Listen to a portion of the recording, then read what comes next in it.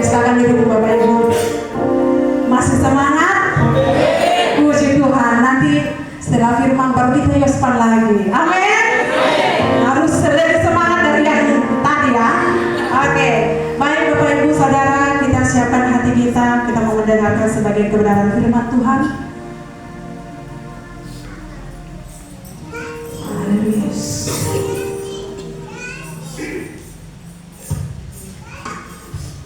Terima kasih Bapa. Terpujilah Engkau Yeshua Mesya, Elohim Yahweh.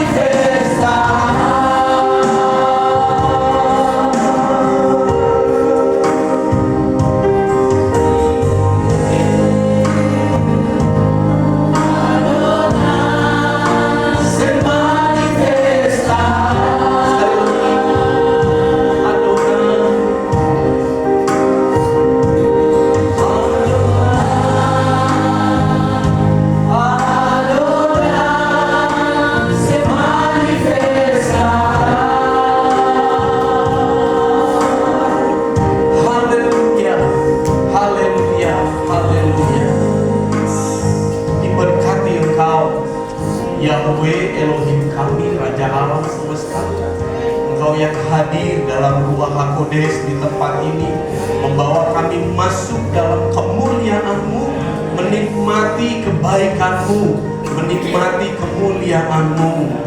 Bapa, terima kasih untuk kebaikan-Mu bagi kami. Hari ini kami boleh merasakan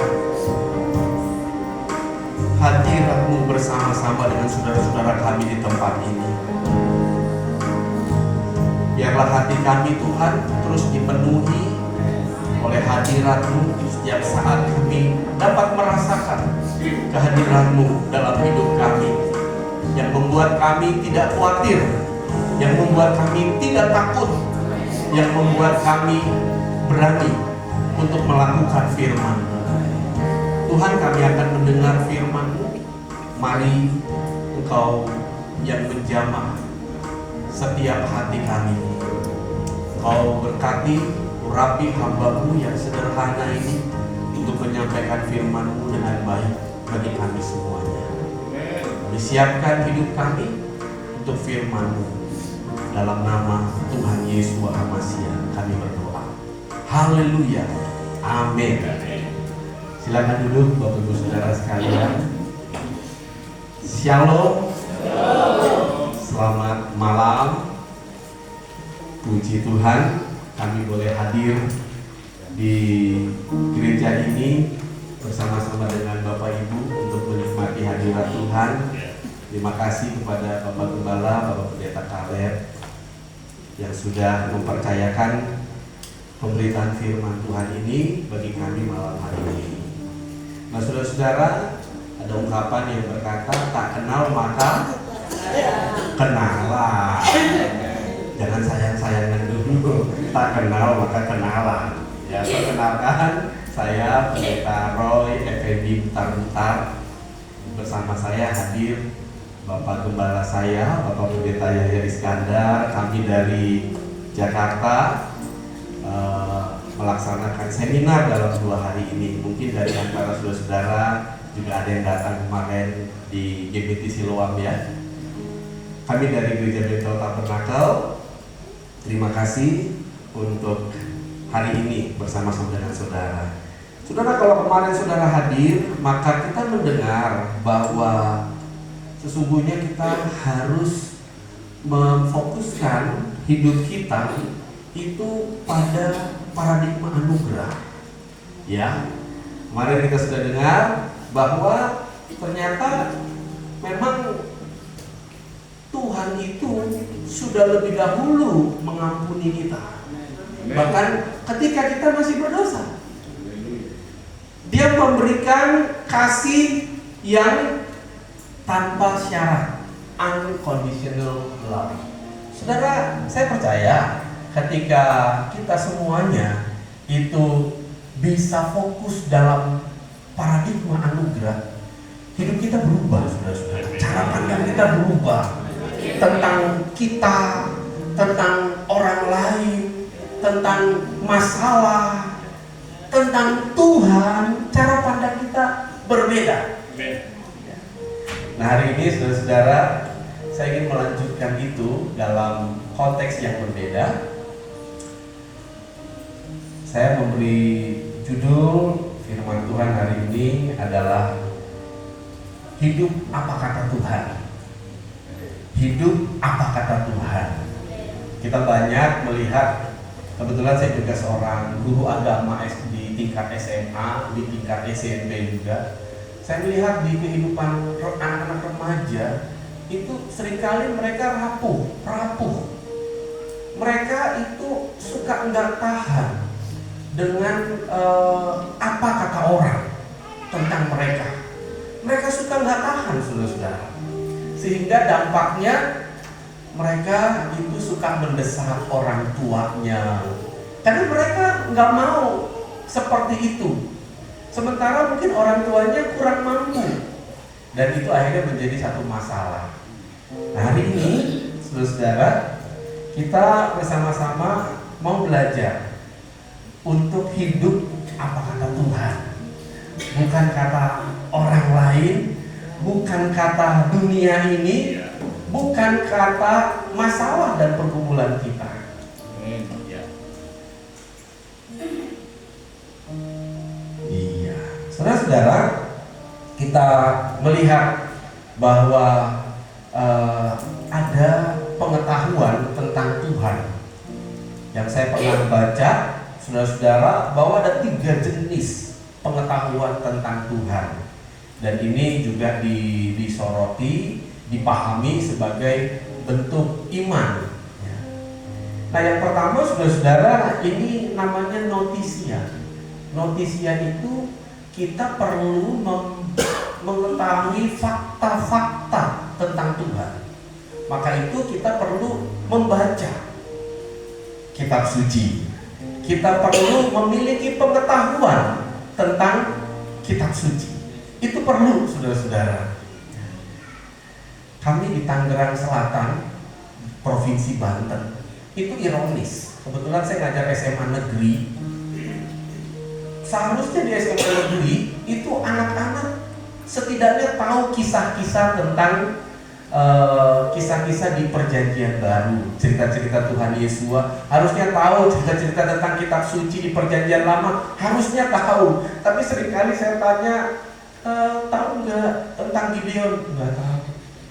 Tahu nggak tentang Samuel? Nggak tahu. Pada nggak tahu. Ya maklum aja Bapak Ibu, kami di sana itu tidak segampang di Biak untuk bisa menyelenggarakan pelajaran pendidikan agama Kristen. Sulit kami di sana.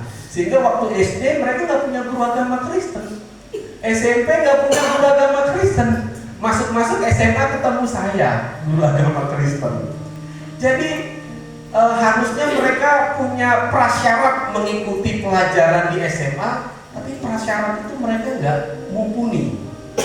Nah, kita perlu punya pengetahuan tentang Tuhan. Kita perlu tahu fakta-fakta tentang Tuhan. Tetapi itu nggak cukup, saudara-saudara. Itu nggak cukup. Kita perlu meningkat dengan mengalami namanya asensus. Asensus itu kita bukan hanya tahu, tapi kita harus percaya bahwa itu kebenaran, bahwa itu firman Tuhan. Ya, kita harus percaya. Tetapi saudara, ini percaya ini penting. Dan percaya itu sebetulnya adalah anugerah. Kita bisa percaya itu karena anugerah. Termasuk pemahaman tentang nama Bapa Yahweh. Bagi saya itu anugerah. Orang udah dikasih tahu fakta-fakta semuanya, udah ikut seminar Bapak Pendeta Yahya 5 kali, tapi dia nggak percaya juga, saudara-saudara. Saudara-saudara, kita perlu percaya. Di salah satu fakultas agama di salah satu universitas namanya UIN di daerah Ciputat, saudara-saudara, itu mereka punya fakultas agama, dan mahasiswa yang belajar situ mereka belajar kristologi. Sama kayak calon-calon pendeta juga di STT belajar kristologi, ilmu tentang Kristus. Nah, saudara-saudara, mereka itu belajar sampai 6 semester kristologi. 6 semester, berarti 3 tahun. Bagaimana dengan mahasiswa STT? 2 SKS. Universitas Islam Negeri belajar kristologi 6 SKS. Kita pendeta-pendeta 2 SKS. Makanya kita kalah kalau debat. Saudara-saudara, kita seringkali kalah, itu pun 2 SKS, banyak bolosnya. Kalau masuk pun ngantuk. Bagaimana bisa paham doktrin itu? Haleluya. Nah, saudara-saudara, tapi berapa banyak di antara mahasiswa mereka yang belajar kristologi 6 SKS tapi percaya kepada Yesus? Ada sih katanya, tapi tersembunyi. Ada. Tapi kan itu 1-2, saudara-saudara. 1-2. Itu membuktikan kepada kita bahwa percaya kepada Yesus itu anugerah. Amin. Dan kalau kita semua adalah orang-orang yang percaya kepada Yesus, engkau adalah orang yang menerima anugerah. Tetapi percaya itu juga enggak cukup. Karena kitab Yakobus berkata, iblis juga percaya. Jadi kalau kita cuma percaya, kita nggak lebih daripada iblis. So apa yang harus kita lakukan? Kita meningkat. Yang ketiga namanya fidusia. Fidusia itu kita mempercayakan diri kita kepada Tuhan yang kita percaya itu. Kita betul-betul menyerahkan, kalau kata orang Jawa itu, kita percaya bongkoan. Betul-betul percaya. Percaya gablek. Begitu saudara-saudara. Kalau orang bilang kamu bodoh sekali jadi suami, istri kamu sudah seperti itu, sudah ninggalin kamu, kamu juga dipukulin. Betul, ada jemaat yang saya layani mengalami kasus rumah tangga begitu. Akhirnya dia dipukul sama istrinya. Saya bilang pertahankan rumah tanggamu. Tapi keluarga dari suaminya ini, kamu bodoh sekali, kamu ganteng, masih muda, kerjaanmu bagus di kantor, cewek banyak, ngapain kamu pertahanin itu? Terus saudara, kita dianggap bodoh ketika kita mempercayakan diri kepada Tuhan. Tetapi itu harus kita lakukan.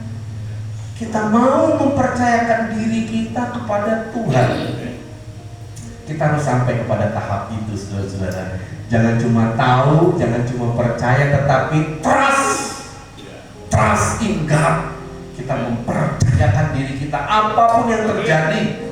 Bahkan sekalipun dunia ini lenyap, kita tetap pegang kebenaran. Amin. Harus sampai situ, saudara-saudara. Nah, ada satu kisah, saudara-saudara. Ada seorang bapak itu yang punya 2 orang anak. Lalu ketika dia sakit, kemudian dia merasa bahwa dia sudah mau mati, dia panggil 2 anak laki-lakinya ini. Dia panggil, dia bilang sama kedua anaknya, kakak, adik, kayaknya papa sudah dah lama lagi. Papa mau kasih pesan-pesan terakhir sama kalian berdua. Iya papa, kami siap mau lakukan. Oke. Pesan yang pertama, kamu berdua jangan kena matahari ya. Mereka berpikir, kok nggak boleh kena matahari? Tapi ya karena mereka harus taat, iya papa, kami berjanji kami tidak akan kena matahari. Wah. Lalu pesan papa yang kedua, kamu